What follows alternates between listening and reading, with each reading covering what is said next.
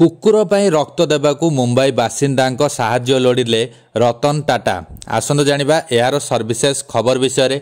Tata group रो अध्यक्ष Ratan Tata निकटरे Instagram जरिया मुंबई बासिंदा निकटरू एक साहाय्य लोड़ी। से तांकर एक सोशल मीडिया पोस्ट जरिया एक कुकुरर चिकित्सा पे रक्त आवश्यकता संपर्क में आलोकपात करिसेंती। एही विशिष्ट शिल्पपति मुंबई रे थिबा तांको क्षुद्र प्राणी चिकित्सालय रे भर्ती होइतिबा एक कुकुर पई जणे रक्तदाता खोजिबाकू मुंबई लोकंकु निवेदन करिसेंती। गुरुतर परिस्थिति रे 7 मासर कुकुरटी संदेहजनक टिक ज्वर एवं गुरुतर रक्तहीनतार पीड़ित थिबारु तार चिकित्सा पे रक्तर आवश्यकता रही।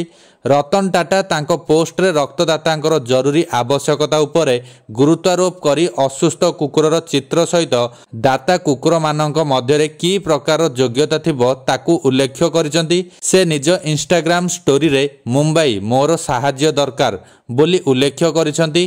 पशु मानक प्रति रतन टाटा भल पाइबा संपर्क में आमे समस्ते जानती।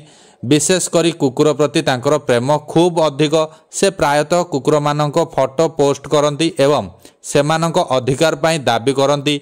कुकुर मानक प्रति रतन टाटा तांकर गभीर करुणा प्रदर्शन करती।